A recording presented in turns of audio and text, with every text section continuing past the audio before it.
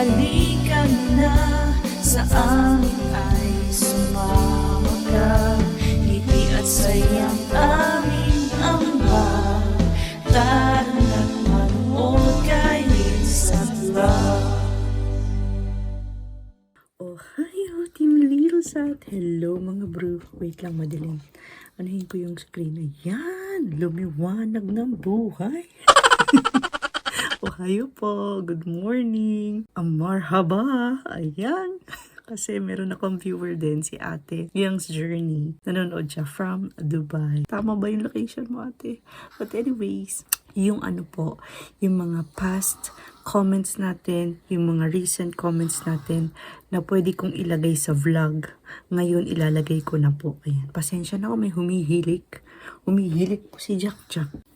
But anyways, yun nga, yung ating mga viewers sa mga vlogs, ilalagay ko na rin po ulit dito sa screen kasi okay naman na yung mata ko ba. So, nakakatagal na ako dito sa computer. So, makaka-edit na ako na maayos-ayos.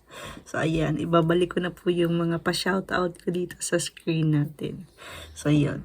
And later pala, babalik na si Kuya Jerome, uuwi na siya from yung staycation niya ng 2 nights and 3 days sa hotel. Dahil yun sa company, parang welcome ceremony sa mga bagong pasok. Ayan, medyo ano kasi yung company niya. Malaking company siguro yun kasi medyo mamahalin daw yung hotel na pinagstayan niya. So parang training sila ng ilang araw, tapos ngayon uuwi na siya today. And nag-message ako ng good morning, nagsend na naman siya ng picture. Ang ganda kasi nung view doon sa room niya, lagay ko dito. Kasi send din siya ng mga ibang pictures niya. Yung iba private, hindi ko na pwedeng ma-share sa inyo. Pero yung way ng pag-ano niya sa akin, update niya sa akin is through picture. So hindi na siya makapag-chat ng marami siguro. Kasi nga baka may meeting sila, kinakausap sila. So yun, yung mga pictures, sinisend niya na lang sa akin. Para lang siguro ma-update ako kung nasaan siya at kung anong ginagawa niya. May picture na nasa parang meeting siya. May picture na pasakay sila ng train. Editing pa ako ng vlog ngayon. Ayan yung mga comments po ninyo. Medyo marami-rami. Jackie, umakit ka dito sa taas. Bakit? Bakit ka nandito? Si Papang dumating na from work. Kaya pala si Ate Jackie umakit dito. Nagpupo siya doon sa front door namin. Siguro napupupo na siya, hindi niya mapigilan. Kaya pala umakit ka dito, Ate Jackie. Ikaw ba? Si Papang kagagaling pa lang sa work. Pinagligpit mo na ng pupo. Good morning, Jack! Where are you going? Where are you going, my love? Nag-chat na rin si Kuya Jerome. Baka daw gabihin pa siya ng uwi. Or hindi niya daw kasi alam yung oras ng uwi niya today. But anyways, tomorrow pala itong si Baby Jack Jack. Mayroon siyang entrance ceremony. Pupunta tayo. Papang is home. Hello, Pang. Hello. Nagkulay-kulay siya ng buhok last time. Ayan na yung kulay ng buhok niya. Ganda man. Si Jack Jack is kumakain. Ano man yun? Nagpikit-pikit man, Pang. What you eating, Jack? Chicken. Oishi chicken? You're going to school today, okay? Okay. Ayan ba na? Isa lang man yan. Ayun yung isa. Iyo. Ito naman yung ilalagay sa baunan niya. Hihimayin pa yan. Ako naman maghahatid today kay Jack Jack. Na-message ko na yung ano niya, facility niya na ako maghahatid today. Okay ka lang? Okay lang. Nag-drive na nga ako papunta sa kahapon sa hospital, di ba? I'm okay, Pang. Slowly, we are back to normal na ulit. Kaso lang, yung bengbang mo. Sorry pa. Hindi ko na alam paano gawin. Huwag naman ganun. Gusto ko din naman yun Tinitest kasi ni Papang kung yung tumor marker ko is bumaba ba kapag hindi siya nakikipagbengbang palagi sa akin. So, ginawa niya yun. Mababa yung tumor marker ko. Pero hindi pa yung final. Pang, wag kang ganyan, Pang. I want it to. Pa, tataas na naman pala ng 50 yen ang sigarilyo. Maday. It's time to stop. Umabot na akbiyakuin ka, singin mo, yamiro. Magtataas na naman daw po. May nakita akong kagabi, yung parang post na magtataas ng 50 yen na naman yung yung sigarilyo. So sa mga nagsisigarilyo katulad ni Papang, baka it's time na para mag-stop pa. Di pero magsastop si Papang pag nag-800, 1,000 na daw. But anyways, magdadaan-daan din ako sa ano pang, yung parang bilihan ng damit. Kasi yung mga panty ko talaga pang, abot na sila ribs. Kasi nga, 68, 69 na tayo. Kagahapon sabi doon sa 69 daw. Pero siguro, mabigat yung damit ko. Hindi naman kasi ako naguhubad nagtitimbang doon. Pero dito sa bahay, 68 ako kasi nga, nakahubad ako nagtitimbang. Pero doon kahapon, 69. So, nag-ask din sila pang, okay lang ba daw ako? Kasi yung timbang ko daw, pababa na talaga ng pababa. Yung nurse, kasi may pinipil apan, diba, na okay ka ba? Ganito, ganyan. Yung mga side effects mo, okay ba? Sabi ko, okay naman lahat. Yung ano lang talaga, katulad today, first day from the infusion, yung panlasa ko parang kakaiba na. Pero first hours from the infusion, yung pananakit talaga ng katawan, yun lang. Pero hindi ko po nararanasan yung talagang suka ng suka. Hindi ko po nararanasan sa Inher2. May nagme-message sa akin na pang 4th, 5th day niya sa Inher2, sobrang nagsusuka talaga siya. So far naman sa akin, wala namang ganun. Kaloka to si Papa. Kaya hindi niya din daw ako nabibengbang kasi ang taas na daw ng panty ko. Yung panty ko kasi mga bro, ano na siya dati, malaki pa tiyan ko, diba? So, nandun pa sila sa belly button. Ngayon kasi yung panty ko, umabot na sa ribs. Hindi niyo na daw malaman saan ibababa yung panty.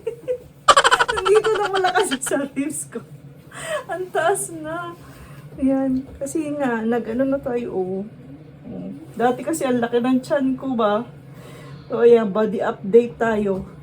68, 69 kilos. Ganito na po tayo dahil sa, hindi naman din to talaga dahil sa side effects ng gamot. Sa first, side effects siya ng gamot. Pero katagalan, parang nagbago na kasi yung diet ng pagkain ko pang, di ba? Kasi dati, almost everyday baking, tapos mga junk foods. Ngayon, bibihira na lang kasi, di ba?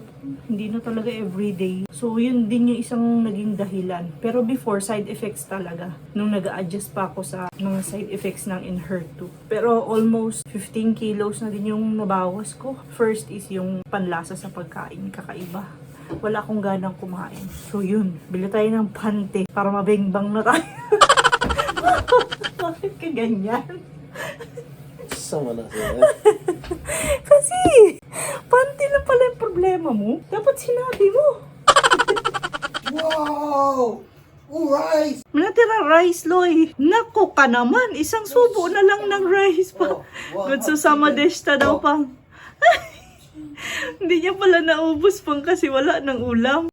Ang cute naman ng bata. Tayo-tayo pa yung buhok. Natutulog pa ata sa taas pang. Di pa nag-eat si Kuya Jake. Kay Kuya Jake na yan ulam. Nabawasan na yung ulam ni Kuya Jake. Nabawasan ng isa yung ulam ni Kuya Jake na chicken. Meron pa tayong yung sinigang ni Papang. Kain na lang siguro ako ng sinigang kasi wala pa yung juice ko. Minsan kasi ngayon, kapag nauubusan ako ng carrots, yun na, nag-aagahan na lang ako. Pero yung nagiging agahan ko talaga ngayon kapag nag-juicer ako is yung juice na. Tapos after ng juice, sinasabay ko na yung mga vitamins. Kasi katulad ng vitamin D, kumbaga fat soluble ba yung tawag dun? Yung vitamin B12 naman, water lang naman yung kailangan sa kanya para ma-absorb siya ng katawan. Yung vitamin D kasi is kailangan ng fat para ma-absorb talaga siya ng maganda ng katawan. So, yung juice ko kasi meron siyang virgin olive oil.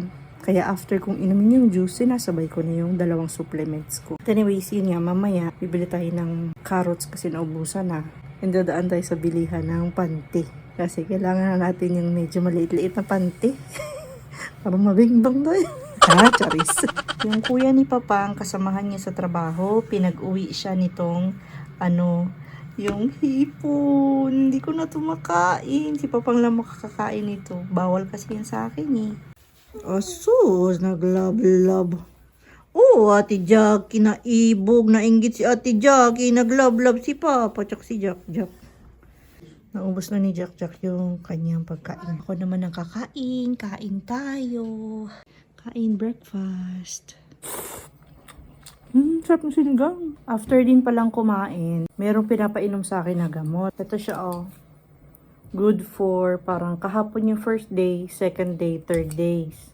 Kasi Yun yung pagsusuka. So, parang anti-nausea na gamot ito ba. Tapos, after nito, meron ding anti-nausea na medication. Iinumin ko lang yun siya kapag feel ko na nasusuka ako. Hindi pa ako sumusuka, yung feeling pa lang. Dapat inumin ko na kaagad yun. So far, so good naman yung Enhertu sa akin. Praying na lang ako na magamit ko siya ng matagal. Long-term use ng gamot. Ang iiwasan ko na lang is yung magiging lung disease. Mommy! What happened? Mommy! What's this? What is that? What is that? What is this? Wow, you open it. It's yours. Oh my From God. Smile Semi. It's here. Oh, it's yours. You open it. Matapos na akong kumain, nakaubos na ako ng isang cup ng green tea. Tapos itong isang cup, nilagyan ko ng chia seeds kay hindi pa ako nakapupo kahapon ba. So, pampapupo, dulas ng pupo sa puwet. Are you ready for school? School, yes? Kasama namin si Kuya Jake. Ano na ngayon spring vacation nila. Tapos, sa bahay lang siya palagi. Siging cellphone! Siging cellphone eh. We're going. Let's go now. Okay. Okay? Init ne. Matsoy ne. Nande, aircon di ka na. Open window lang tayo para tipid gasolina. Kasi ang mahal na ng gasolina, Kuya Jake. Pwede pa naman tayo yung nito, open window lang muna. Okay? Okay. Dito na kami. Jack, your bag first. Come on. Okay. Okay, let's go. Look at here. Say bye-bye. It's cool now. So, nahatid na namin si Jack. Meron daw siyang parang meeting this coming April 7. Ay, hindi siya. Kami ni Papang. Ako tsaka si Papang dito sa kanyang facility. One-on-one meeting between the facility and the parent ng bata.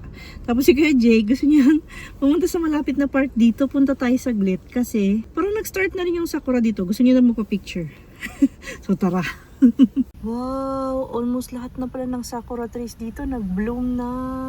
Labas tayo ne, sandali lang ne. Tsaka close pa naman kasi yung pupuntahan naming bilihan ng carrots. Tsaka yung bilihan ko ng panty. Bilan din natin ng bagong mga brief si Kuya Jake. Kasi lumaki na siya. Masisikip na yung mga brief niya ba. Gusto ko yun, oy. Panty and brief, bibili natin today. Tara Kuya Jake, let's go!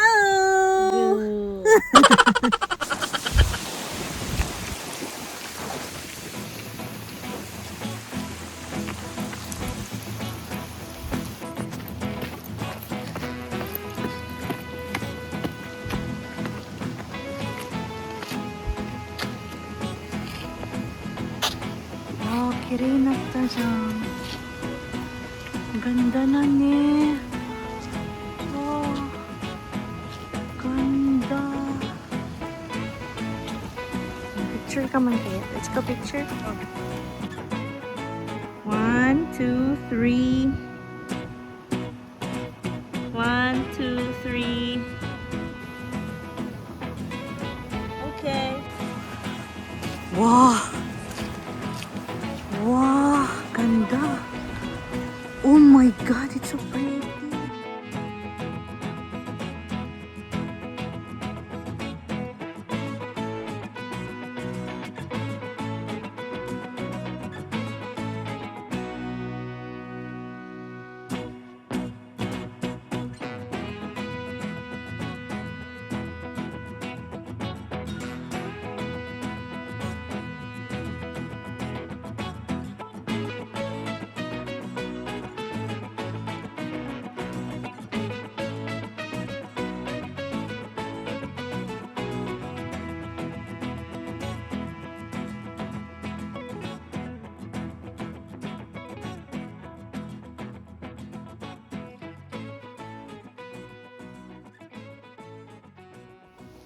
Nakapunta naman kami dito, pero yung kabilang side doon kanina, hindi pa kami nakapunta.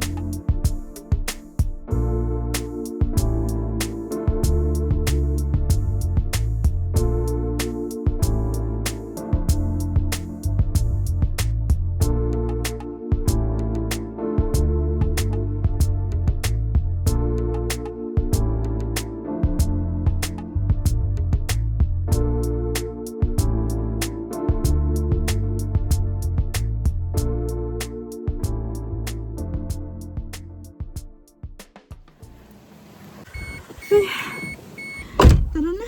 Kay... Tulo-tulo na si Pon Mama, Kuya Jay. Tulo-tulo na. Ikaw, dahil job, oh? Yes, mama. Wala ka sipon? Yes, mama.